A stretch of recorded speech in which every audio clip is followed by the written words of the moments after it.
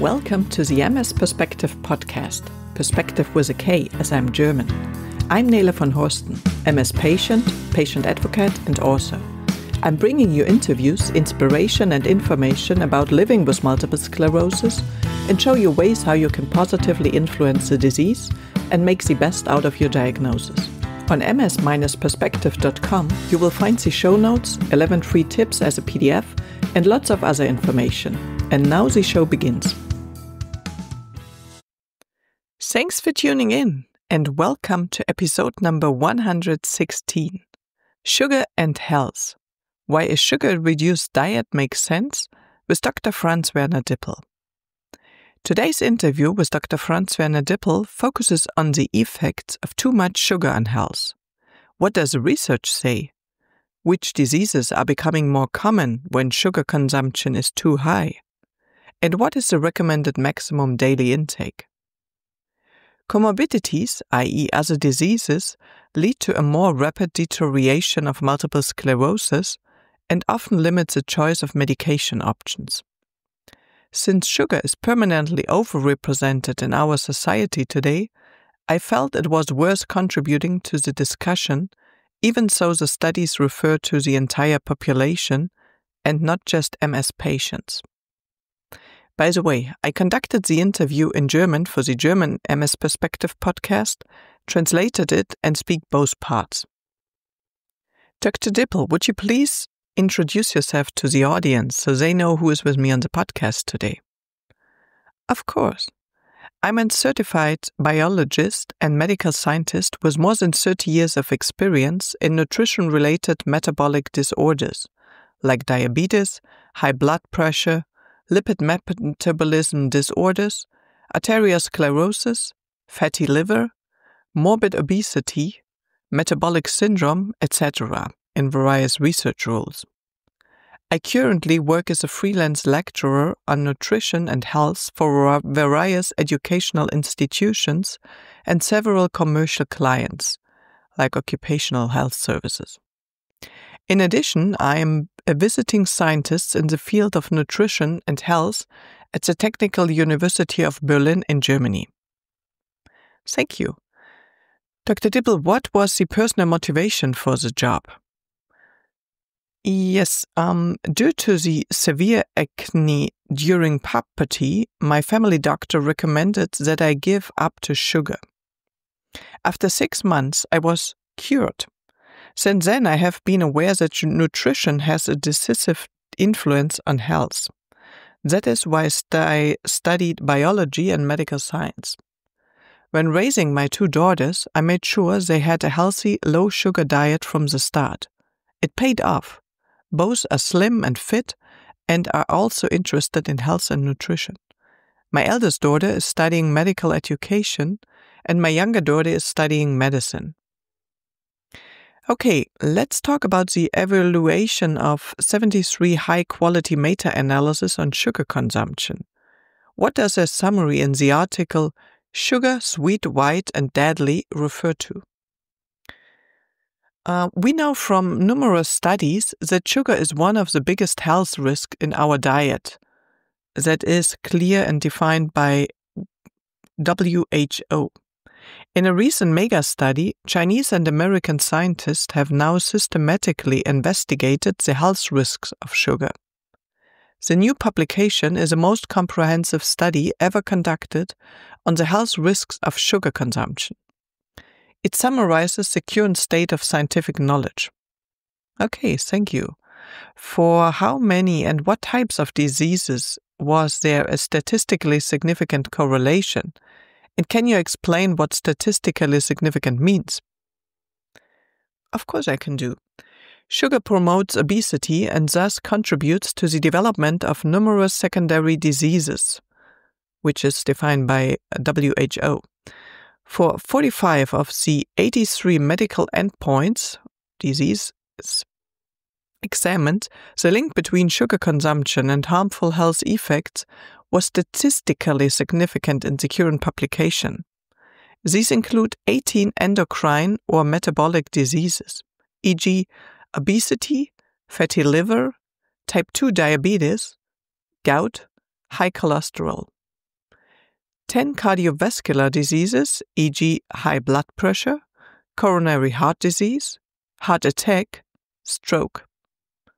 7 cancers, e.g. liver, pancreatic, breast, and prostate cancer, and 10 other diseases affecting various organ systems, e.g. asthma, ADHD, depression, and tooth decay. The data for 4 endpoints was inconsistent. For the remaining 34 endpoints, the association between sugar consumption and disease was not statistically significant. A statistically significant association is always said to exist when the result is very unlikely to be due to chance. There are scientifically defined probability thresholds for significance. Okay, thank you. Is the amount of sugar directly related to its harmful effects on health? That's a safe bet. For some diseases, a linear dose-response relationship has been found. For others, a clear dose effect was seen when comparing the highest and lowest amount of sugars consumed. These findings suggest a causal link. However, this isn't proof in the strict scientific sense, but it's the best evidence we have right now. For methodological reasons, a conclusive confirmatory study is unfortunately not feasible. The situation is comparable to studies on alcohol and nicotine consumption. Here too, definite proof is lacking. However, the chain of evidence is overwhelming. Okay. Which metabolic disorders occur more frequently when consuming sugary drinks on a regular basis, Dr. Dippel? Yeah. Overweight, obesity, adiposity, diabetes, lipid metabolism disorders, elevated cholesterol or triglyceride levels, non-alcoholic fatty liver disease. Dr. Dippel, how does sugar intake affect cardiovascular disease? Ms. van Horsten, put it simply, sugar leads to overweight and obesity and, as a result, to deposits in the large and small blood vessels, arteriosclerosis. This leads to narrowing of the vessels or complete blockage. If deposits break loose and travel with the bloodstream, this can lead to heart attacks, strokes, pulmonary embolism, or thromboses. Okay. Dr. Dippel, is there any evidence of a link between excessive sugar consumption and cancer? Yes, Ms. van Horsten. Cancer usually develops over very long periods of time. According to current scientific knowledge, sugar appears to promote the development of certain types of cancer. These include liver, pancreatic, breast, and prostate cancer in particular. However, the exact mechanism of action is not known. The situation is similar with alcohol and nicotine. Here too, the exact mechanism linking the amount consumed to the development of liver and lung cancer is not fully understood. Nevertheless, no one today doubts the link between alcohol and liver cancer or between smoking and lung cancer. Of course, there are alcoholics and smokers who do not develop cancer. However, they are in the minority. Okay, Dr. Dippel, what other diseases are negatively affected by high sugar consumption? Yes, Ms. van Horsten, the first disease of which a link to sugar consumption has been proven is tooth decay. Bacteria in dental plaque feed on sugar and starch breakdown products. They release organic acids that dissolve tooth enamel and cause cavities. Without proper oral hygiene, this process leads to painful inflammation and, in the medium to long term, tooth loss. ADHD, depression, and asthma are also suspected of being linked to high sugar consumption. Sometimes it is not possible to clearly distinguish between cause and effect.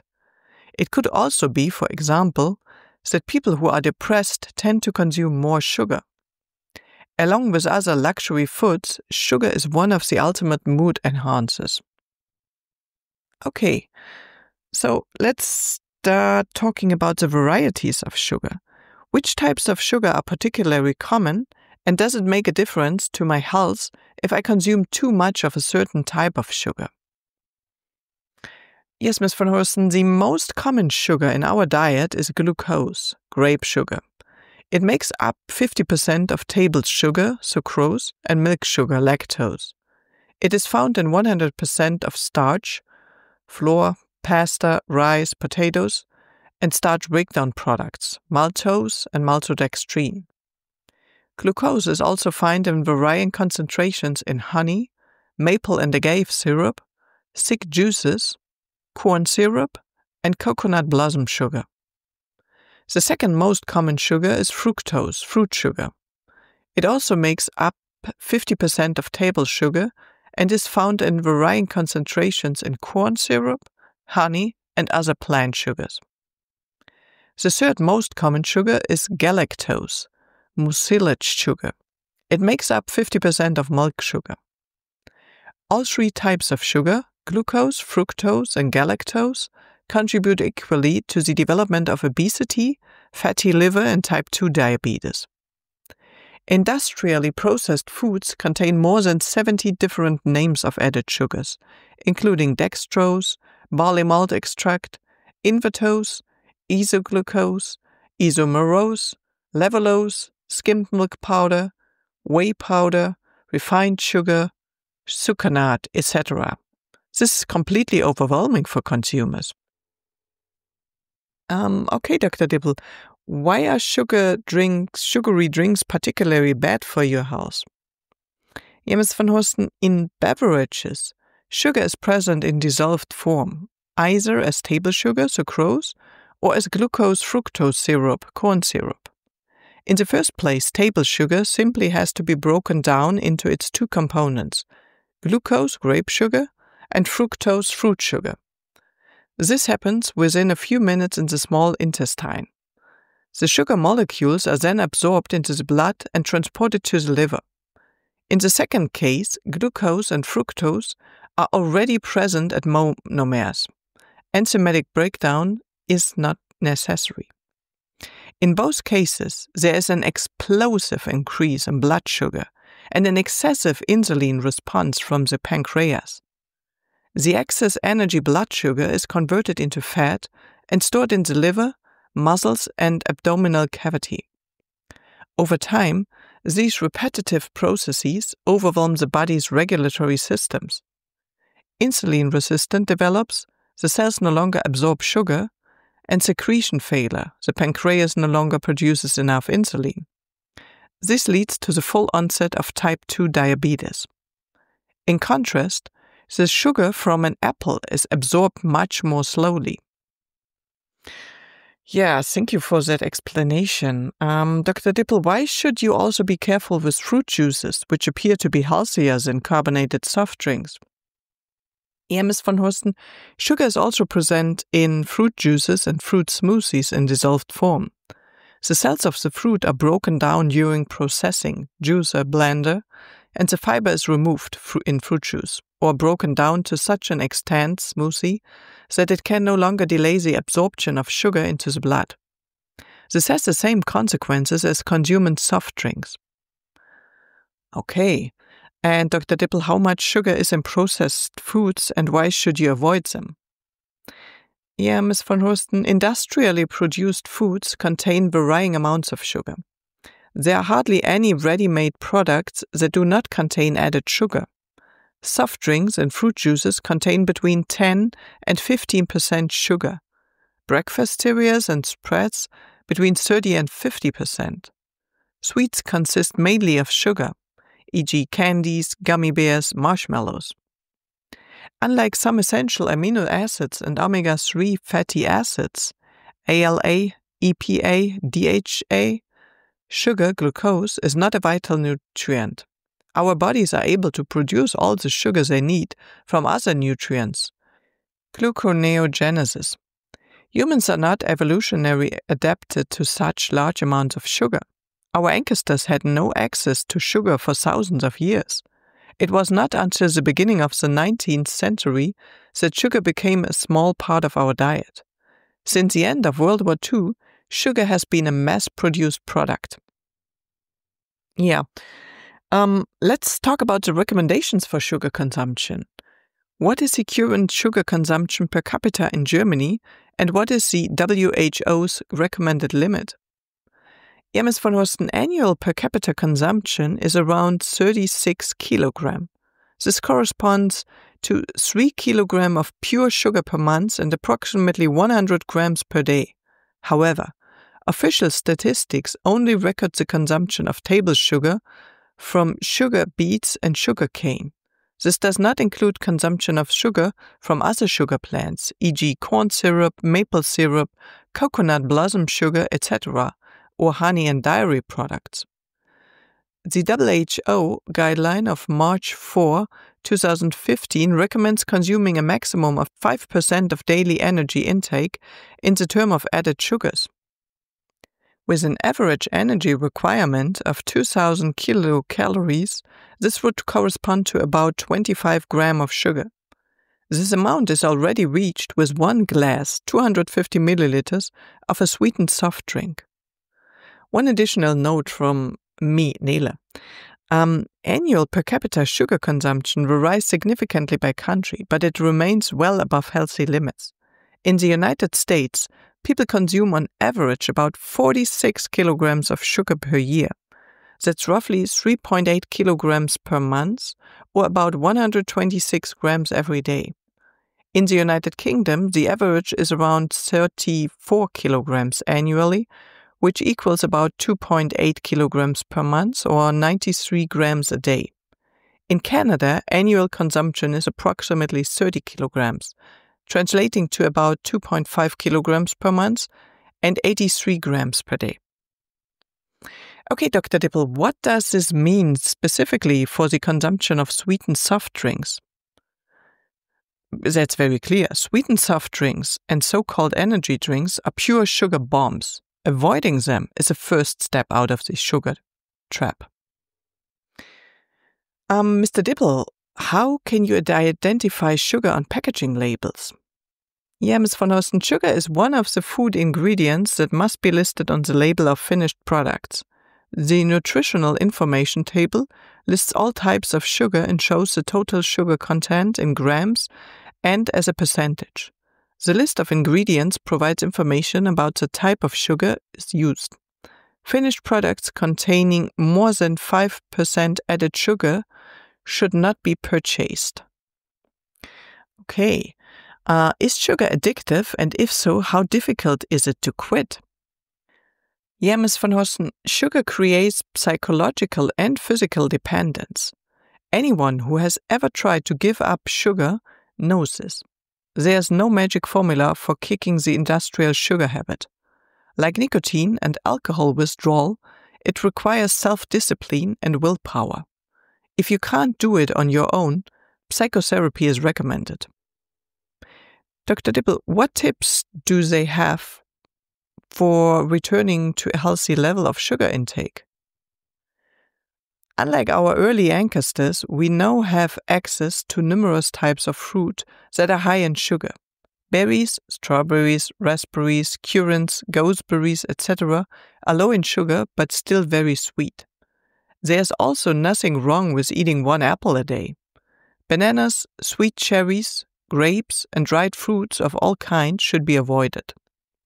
On special occasions, like birthdays, passing exams, wedding, etc., a piece of cake is of course allowed. It's best to bake it yourself. Then you know how much sugar it contains. Vanilla, cinnamon, and cocoa are also suitable natural sweeteners. Dr. Dippel, is there any empirical evidence as to what works better, gradually reducing sugar intake or cutting it out completely? Ms. von Horsten, I am not aware of any studies on this. We know from smoking and drinking that the 0-point method is more effective than gradually nicotine or alcohol withdrawal. Mr. Dippel, where can you find support and further information if you want to reduce your sugar consumption?